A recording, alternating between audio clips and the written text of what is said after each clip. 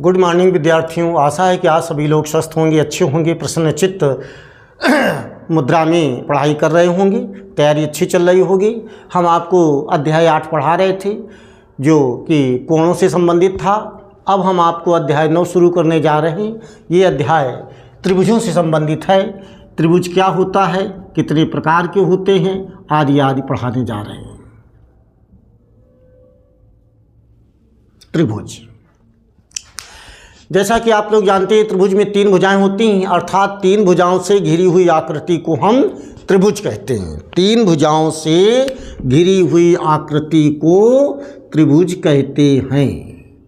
जैसे उदाहरण के लिए आप देख लीजिए बोर्ड में, ये 3 भुजाएं हैं, इनके नामकरण कर दिया जाए। ए, बी और सी। तो ये 3 भुजाएं क्रमशः ए बी सी और ए सी या सी ए, ये 3 भुजाओं से घिरी हुई आकृति को, अर्थात इस आकृति को हम त्रिभुज कहते हैं। इसका नामकरण कैसे पढ़ते हैं? त्रिभुज ए बी सी, इस सिंबल को हम त्रिभुज कहते हैं। तो त्रिभुज में 3 शीर्ष होते हैं। कौन कौन से शीर्ष होते हैं? शीर्ष ए बी और सी। ए बी सी त्रिभुज के क्या कहलाते हैं? शीर्ष कहलाते हैं, वर्टिसेस ऑफ ट्राइंगल। और ये तीनों भुजाएं कितनी होती हैं? ए बी सी और ए सी, ये त्रिभुज की क्या कहलाती हैं? भुजाएं कहलाती हैं। तो एक त्रिभुज में 3 भुजाएं होती हैं, 3 शीर्ष होते हैं और 3 अंतःकोण होते हैं। ये देखिए अंतःकोण, ये तो अंतःकोण कौन कौन सी हुए? कोण ए सी बी, कोण सी ए बी, कोण सी बी ए। तो जहाँ पर कोण बनता है उस शीर्ष को हम बीच में लिखते हैं, जैसे सी ए बी, ये सी ए बी, इसको हम बी ए सी बी लिख सकते हैं, या हम इसको लिख सकते हैं कोण बी ए सी। तो ए शीर्ष है, ये बीच में रहना चाहिए। तो इस प्रकार से ये त्रिभुज हो गए। मतलब त्रिभुज क्या होता है ये आप लोग जान गए। अब बात करते हैं त्रिभुज के प्रकार की। त्रिभुज कितने प्रकार के होते हैं? तो कोणों के आधार पर त्रिभुज के प्रकार, कोणों के आधार पर त्रिभुजों के प्रकार। तो कोणों के आधार पर त्रिभुज 3 प्रकार के होते हैं। नंबर 1, न्यून कोण त्रिभुज। अर्थात ऐसे त्रिभुज जिनमें तीनों अंतःकोण 90 अंश से कम होते हैं, उन्हें हम न्यून कोण त्रिभुज या न्यून कोणीय त्रिभुज कहते हैं। जैसे ये त्रिभुज मान लीजिए कि ये 60 अंश का है, ये भी 60 अंश का है, ये भी 60 अंश का है, तो तीनों कोण 90 अंश से कम है, इसलिए न्यून कोणीय त्रिभुज है। दूसरा है समकोण त्रिभुज। समकोण त्रिभुज, समकोण त्रिभुज माने राइट एंगल ट्रायंगल। तो इसमें ये परम आवश्यक है कि त्रिभुज के तीनों अंतःकोणों में कोई एक कोण समकोण अर्थात 90 अंश का अवश्य होना चाहिए। एक कोण 90 अंश का अवश्य होना चाहिए। ऐसे त्रिभुज को हम समकोण त्रिभुज कहते हैं, जिसमें एक कोण 90 अंश का है। अच्छा, तीसरी बात, अधिक कोण। अधिक कोण त्रिभुज। अधिक कोण त्रिभुज का क्या मतलब हुआ? ऐसा त्रिभुज जिसमें एक कोण 90 अंश से अधिक किंतु 180 अंश से कम होता है, अधिक कोणीय त्रिभुज कहलाता है। जैसे मान लीजिए कि कोई ऐसा त्रिभुज है जैसे ये कोण है 120 अंश का और ये 30 अंश के हैं, ये 30 अंश के हैं, तो एक कोण जो है 120 अंश का है अर्थात अधिक कोण है, तो अधिक कोणीय त्रिभुज या अधिक कोण त्रिभुज कहलाता है। तो इस प्रकार से कोणों के आधार पर त्रिभुजों के 3 प्रकार होते हैं, न्यून कोण त्रिभुज, समकोण त्रिभुज, अधिक कोण त्रिभुज। अब प्रश्न उठता है भुजाओं के आधार पर त्रिभुजों के प्रकार। तो कोणों के आधार पर 3 प्रकार के, अब भुजाओं के आधार पर भी त्रिभुज 3 प्रकार के होते हैं। अब भुजाओं के आधार पर त्रिभुजों के प्रकार, भुजाओं के आधार पर त्रिभुज के प्रकार। तो भुजाओं के आधार पर त्रिभुज के प्रकार 3 होते हैं। नंबर 1 समबाहु त्रिभुज।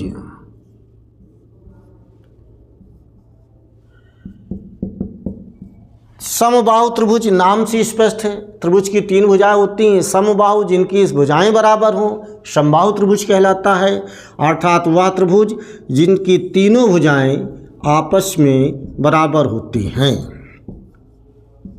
तो इस प्रकार से ये समबाहु त्रिभुज कहलाता है, अर्थात AB बराबर BC बराबर CA, ये तीनों भुजाएं आपस में बराबर हैं, इसलिए ये समबाहु त्रिभुज है। दूसरा है समद्विबाहु त्रिभुज। अब समद्विबाहु त्रिभुज, द्वि माने 2, बाहु माने भुजाएं, तो 2 भुजाएं जिसकी बराबर हों ऐसा त्रिभुज समद्विबाहु त्रिभुज कहलाता है। जैसे ये भुजा और ये भुजा अगर इसके बराबर हैं ABC, यानी कि AC बराबर BC, तो ये समद्विबाहु त्रिभुज कहलाता है।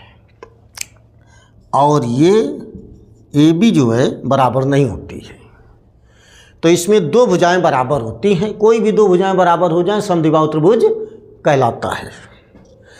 अब इसके बाद में नंबर 3 पर आता है विषमबाहु त्रिभुज।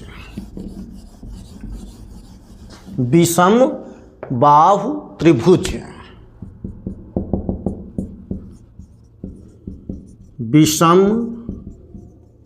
विषमबाहु त्रिभुज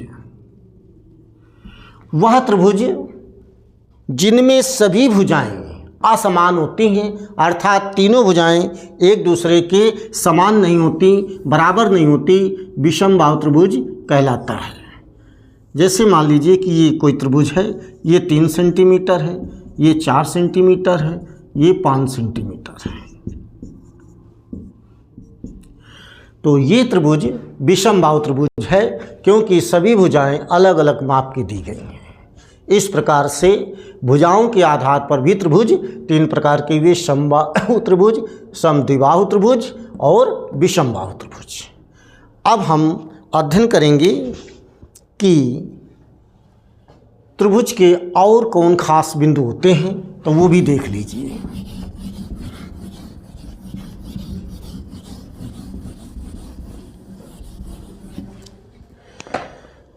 देखिए त्रिभुज में परिकेंद्र, अंतःकेंद्र और लंब केंद्र 3 बातें अक्सर पूछी जाती हैं। तो परिकेंद्र क्या होता है? त्रिभुज का परिकेंद्र, परिकेंद्र किसको कहते हैं? जैसे मान लीजिए कि ये कोई त्रिभुज है, let us consider this is a triangle, name ABC। अब इसका हम परिकेंद्र और अंतःकेंद्र का पता लगाएंगे। तो परिकेंद्र कैसे पता लगाते हैं कि हम त्रिभुज की तीनों भुजाओं का अर्धक करते हैं, और ये अर्धक जिस बिंदु पर जाता है, तीनों एक दूसरे को अर्धक एक ही बिंदु पर प्रतिच्छेद करते हैं, उसे हम त्रिभुज का परिकेंद्र कहते हैं। जैसे एक चाप लेते हैं आधे से अधिक दूरी का, वही चाप यहाँ से कटवाते हैं आधे, अब इसको जो है पटरी की सहायता से ऐसे मिला देते हैं। इसके बाद में हम AB भुजा का अर्धक करते हैं, तो आधे से एक दूरी का चाप लेते हैं, फिर ऐसे मिला देते हैं। तो ये पटरी की सहायता से करते हैं, ये हो गया, यहाँ पर आ गया। अब हम इस भुजा को भी जो है लंबवर्धक करते हैं। ऐसे कर दिया और ऐसे एक चाप लगाया, फिर एक चाप ऐसे किया और ऐसे लगाया। तो जब ये चाप हमने ऐसे लगाया, ऐसे किया, तो ये तीनों एक दूसरे को काटते हैं। यहाँ पर जो है हम प्रकाल नहीं लिए हुए हैं, पेन की सहायता से बता रहे हैं। तो तीनों एक दूसरे को काटते हैं इस बिंदु पर। इसी को हम परिकेंद्र कहते हैं। इसकी विशेषता ये होती है कि इसकी दूरी ए से बराबर होती है, सी से बराबर होती है और बी से बराबर होती है। इसको हम केंद्र मान करके अगर हम एक वृत्त खींचते हैं तो त्रिभुज के तीनों शीर्ष से होकर के जाता है, इसलिए इसको हम परिकेंद्र कहते हैं। इसके बाद में त्रिभुज का परिकेंद्र के बाद त्रिभुज का अंतः केंद्र। अंतः केंद्र किसे कहते हैं? हालांकि ये दो भुजाओं के अर्धक करने से ही प्राप्त हो जाता है। इसी प्रकार से हम जब कोई त्रिभुज है और इसका अंतः केंद्र ज्ञात करना चाहते हैं ए बी सी, तो इसके किसी भी तीनों कोणों का आप अर्धक कर देंगे, एक ही बिंदु पर होकर जाएगा, या दो का कर दे तो हमें अंतः केंद्र पता चल जाता है। एक ये चाप लिया, अब इसके बाद में इस चाप को हमने क्या किया, अर्धक किया। कोणों का अर्धक करते हैं, ये अर्धक खींच लिया। फिर हमने कोण बी का अर्धक करते हैं, तो इस प्रकार से ये अर्धक कर लिया। फिर हम कोण सी का अर्धक करते हैं, तो ये हमको ऐसे कट गया, तो ये हो गया। इस प्रकार से ये हमें अंतः केंद्र कहलाता है, त्रिभुज का अंतः केंद्र बिंदु कहलाता है।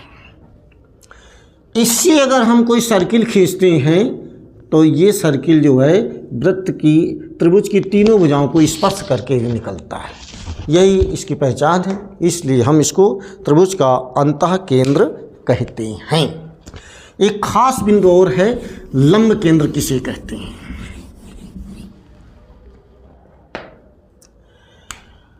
तो जैसे मान लीजिए कि कोई त्रिभुज है ये, तो इस पर हम त्रिभुज की किसी भुजा पर लंब खींचते हैं। तो लंब कैसे खींचते हैं? तो यहाँ से एक चाप लेते हैं जो इस भुजाओं को ऐसे काटता है, इस प्रकार से, और फिर इसका हम अर्धक करते हैं ऐसे, और यहाँ से लंब डालते हैं,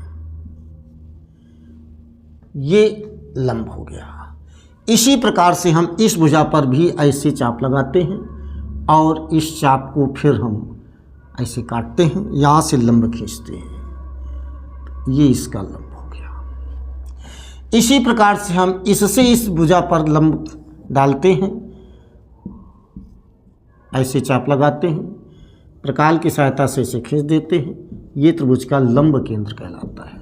लंब केंद्र, लंब केंद्र और परिकेंद्र ये दोनों जरूरी नहीं है कि त्रिभुज के अंदर ही बने, परंतु अंतः केंद्र अनिवार्य है कि त्रिभुज के अंदर ही बनेगा।